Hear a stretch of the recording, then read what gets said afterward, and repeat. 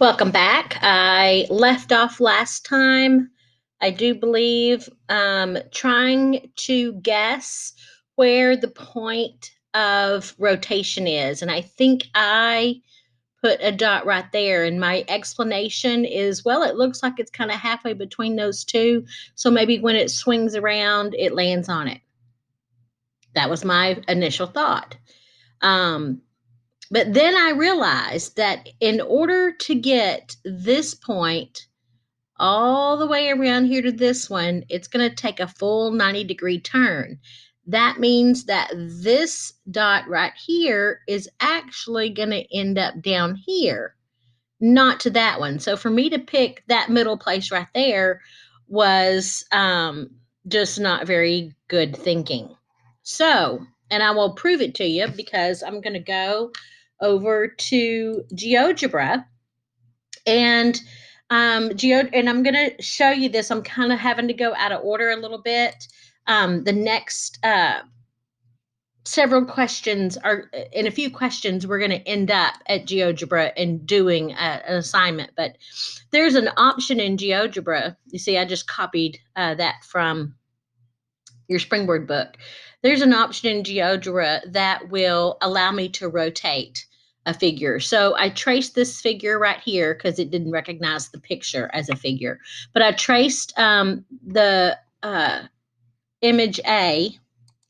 And I forgot to do something. I got to place the point. I'm going to show you why my point is wrong. I put a point right there in the middle. Okay.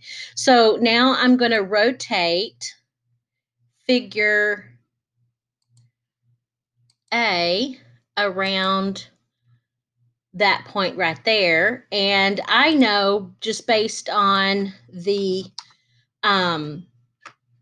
orientation of the picture, the point being pointing up and then the image point pointing to the left, that's 90 degrees. And I also know that it's counterclockwise because it's not rotating the same direction as a clock. So I'm going to press OK. And if I'm rotating around the point that I picked, this would be where my image would end up. My pre-image is here, my image is here. So you can see that I was not right. So let me show you what I did to go back and rethink my guess. Okay. So what I did to rethink my guess was I tried to imagine. Oh, this is in my way. I tried to imagine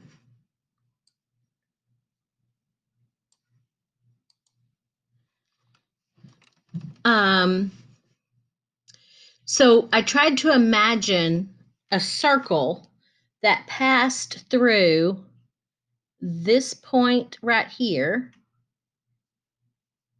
Okay, I'm just kind of imagining a circle that passed through the point on the pre-image and the point on the image, and I tried to imagine that circle. Now I'm just imagining this with my eyeballs, okay? I'm not really if I had a compass, oh, that would be wonderful. My circle's not turning out all that great. Okay, so that's going to be my circle. I'm really going to concentrate on this part right here because this part is the part that I know is going to help me find my center. Now, the other thing I'm going to do is say, okay, this point right here has got to swing around and pick up this point because these two, this one and this one, are corresponding parts of the image. So I'm going to try to continue that circle around. All right. And it looks like that circle kind of picked up this point right here, which maps over here to this one. So I'm really going to just concentrate on these two circles. And these two circles should be, I forgot my word, concentric. These two circles should be concentric. All right, so that means that they should have the same center. And the center of those two, I'm guessing, is right about there, but I am pretty sure that this should be the center of the circles is probably going to be on one of these points right here because, well, that's just how we do everything in a geometry book. So the one that's closest to the center that makes sense is this one right here because it looks like this one right here is the same distance away from A as it is from B. So my circles were a little off. This one was actually not too bad. So what I'm going to do now that I have imagined, again, all of that's supposed to take place in your imagination. My imagination doesn't work very well, so I physically have to draw it. But now that I have an idea, a second guess, I'm going to go back to this one right here, and I'm going to undo my guess. I'm going to place my point where I think I'm going to place my point right there. And now I'm going to tell it to rotate. I'm going to rotate this figure around this point. I already know it's supposed to go 90 degrees and it's going to go counterclockwise. I'm going to press OK. Not too bad. So now that I see that that is the 90-degree rotation, I want to show you the circle that looks a little bit better. So I'm going to select this center, and then I'm going to run up here and grab that point. Okay, and so you can see that I was right, that if this is the center of my rotation, then a circle that passes through point A will also have to pass through A prime. And how far is it from here to here? That's 90 degrees. It's a 90-degree rotation. All right, let's do, let's see. I think I can change colors. Let's make that one green. Okay, let's do another one. I want to do the same thing again. I want this point, but this time I want it to pass through point C. Okay, so when I picked point C, I have my circle, and I was right a while ago. Mine didn't look as good as this one, but I can see that it was kind of passing through those 2 points. It was really close, and to be that close, I guess that my circle was probably off a little bit. And so this one right here shows that C will map to C prime. And if you'll notice, that's a 90-degree angle. I'm actually going to measure one for you in just a second. And B would map to B prime, and that also gives you a 90-degree angle. So let me color this. Uh-oh.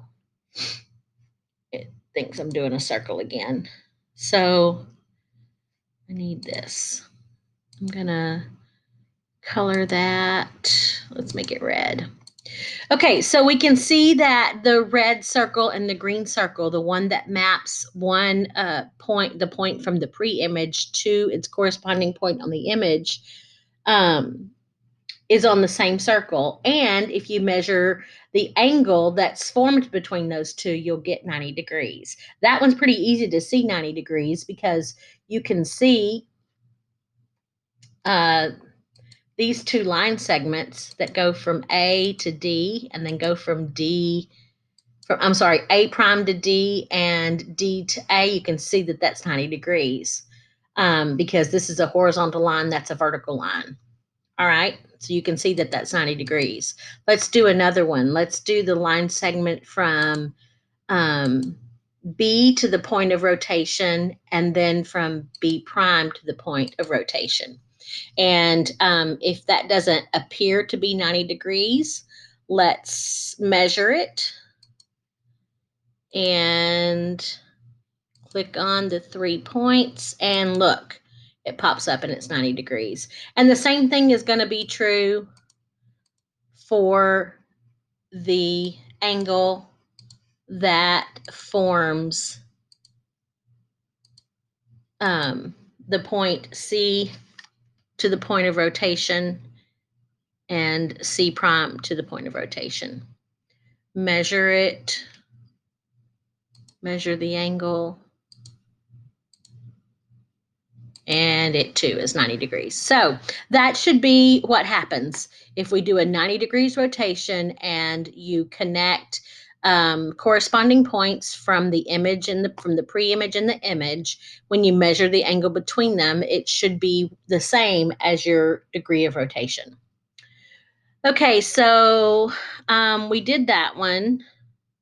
This one says, oh, look, did you notice that if we rotate it 90 degrees, then corresponding parts are form a 90-degree angle? Yes, that's what we just talked about. So AO, which, and I hid my tools, so now I can't draw on here.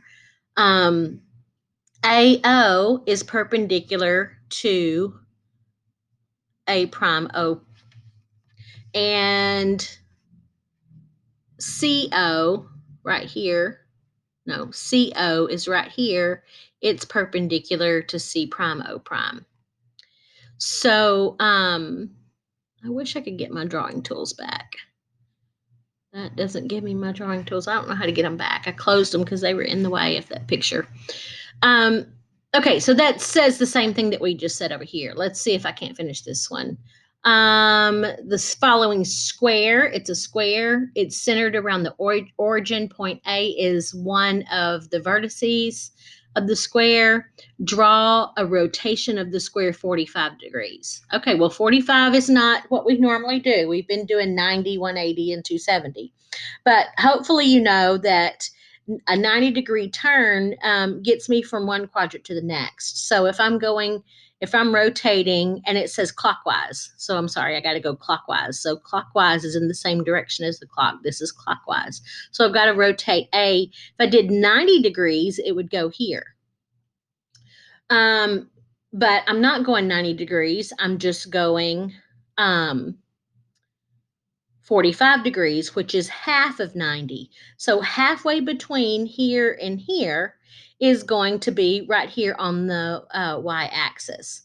But remember, A prime is going to be the same distance away from O as A is. So again, what you kind of have to picture, and I wish I had my drawing tools, what you have to picture, I could do it up here, but I'm going to switch over in just a second to this. Say I'm going to switch over there in just a second. So what you have to imagine is a circle, and the circle that would go around all of these points right here would hit somewhere up here. So I'm guessing that it's going to be somewhere right there. I see 1, 2, 3 diagonals. So 1, 2, 3 diagonals are longer. So I'm going to guess it's somewhere between here and here. So that's where I'm predicting A prime will be. So let's run over here and see. So I've got the picture copied. I've got the center of rotation is at 0, 0. I'm going to rotate A prime, which is in the blue right here, 45 degrees clockwise. So, oh, there's my drawing tools. They weren't on the other page. Of course they weren't. Why weren't they on? Now they're on the other page, of course. So, and now they're going to be in the way. So I'm going to do more. I want to do a rotation, and the rotation is going to be this figure around this point, and we want it to go 45 degrees, but we want it to go clockwise because that's what the problem said. So we say, okay. And I was a little bit off. I said it was going to be between here and here, and it's actually a little bit up there. So there's the 45-degree rotation. So let's go see what the book asks us about that. Remember this picture? Or I guess since I have a pen now, I can draw it. It went right about here. And every one of the corners is going to be the same distance. So 1, 2, 3, 4, a little bit more. 1, 2, 3, 4, a little bit more, a little bit more, a little bit more. And those would make up the sides of the square. All right, label A prime. This is what we said A prime was. And scroll down. What do we see? What's the measure of angle AOA prime? So they're asking us what's the measure of angle AOA prime. Well, remember, anytime you connect a pre-image point to the center of rotation and the image point to the center of rotation, the angle between them should match the rotation. So I'm saying that that angle right there should be 45 degrees. We're going to go over here and measure it. And I can measure it by drawing a line segment here, drawing a line segment here, and measuring the angle. And the angle goes here. And you can see if we could move that. Let's see, I can move that. Not move it, but I can hide it. Watch this. I learned something. There we go. We can see that that angle is 45 degrees, just like we predicted right here. And then that's the end of this video. The next one will be, I go through GeoGebra a little bit slower, and we're going to do these problems right here on GeoGebra. Okay.